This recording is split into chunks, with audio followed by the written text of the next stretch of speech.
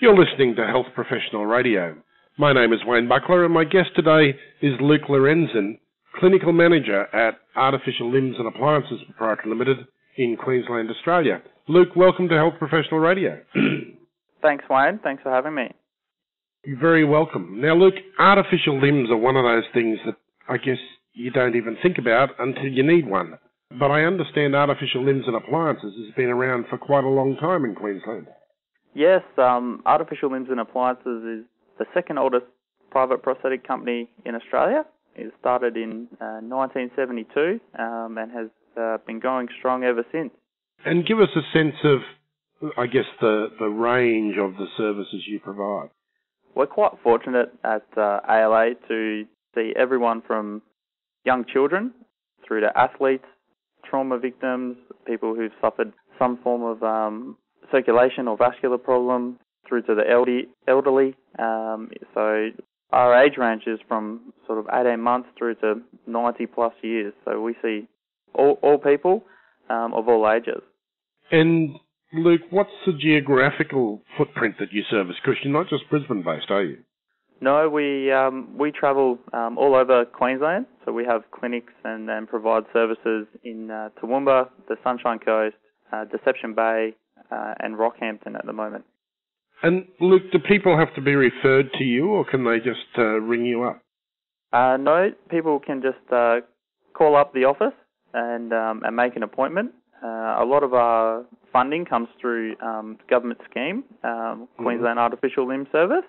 So that funds 80% probably of our workload, and then we have insurance clients and privately funded individuals. But yeah, no referral required. You're listening to Health Professional Radio with Wayne Buckler. I'm in conversation with Luke Lorenzin, who is the Clinical Manager for Artificial Limbs and Appliances, and they're a Queensland-based firm that has a footprint right across Queensland and servicing clients from 18 months to 108 years of age, apparently. Luke, give me some insight into the sorts of artificial limb work that you do.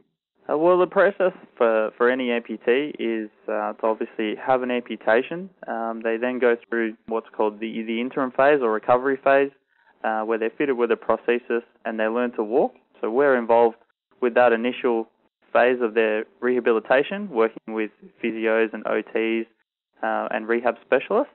And from there, once they've gained enough confidence, they'll move to their definitive prosthesis, where potentially componentry changes to a more upgraded standard. And from there, they're able to get back to their daily lives and be back in the community doing what they used to do before amputation. And I guess from time to time, prosthetic limbs wear out and you have to get a new one. Yeah, so the average life of prosthetic limb is 3 years. Some, people will be lucky to get 18 months out of them. The hard yakka type people, especially some of our farmers and construction workers, landscapers. These guys are pretty hard on their componentry. Young kids as well, always growing. So they're back in getting adjustments and repairs and things and a new leg about every 9 to 12 months. So we're kept pretty busy. It sounds like it. It's, as I said, it's one of those things that until you sort of take the lid off and have a look, you just don't think about, despite working in the health industry all the time. Yeah, definitely. It is. It's an industry that's quite rewarding. And like you said, I'd never personally thought about it until I suffered an injury and was fitted with a moon boot. And if it wasn't through that injury, I might not have found the industry I've ended up in today. Yes, it's not the sort of thing when you ask grade 5 kids what they want to be when they grow up. Firemen and policemen are across the top 10 answers, but prostheticist doesn't quite often come in there. No, you have to go to uni for 3 years almost to pronounce prosthetist, because it is a bit of a tongue twister. But yeah, you're right. It is quite a niche industry, but it is a quite a rewarding one to be involved in. Now, Luke, in every industry there are misconceptions, and it's my favourite question. What are the misconceptions amongst your customers, clients, patients, clinicians that drive you nuts and keep you awake at night? Oh, I think people, they're pretty good. They understand that a prosthetic limb isn't going to replace the limb that they've lost.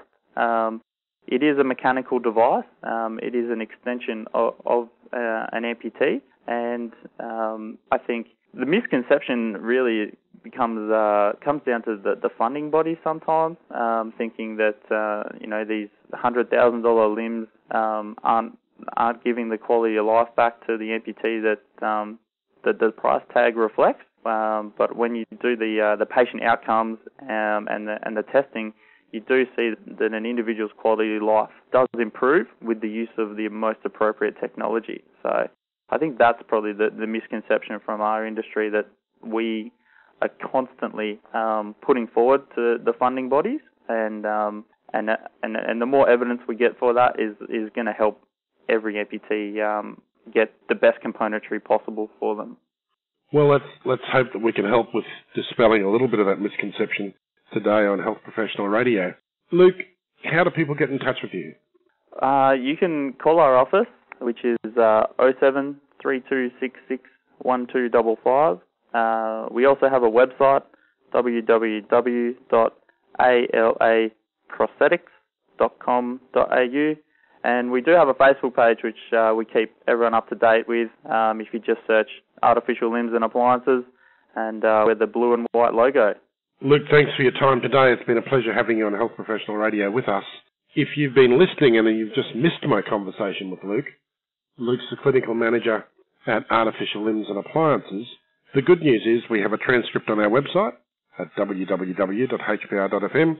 You can also listen into the interview again. It's on SoundCloud and on YouTube, and links to that are also on our website. My name's Wayne Buckler. You're listening to Health Professional Radio.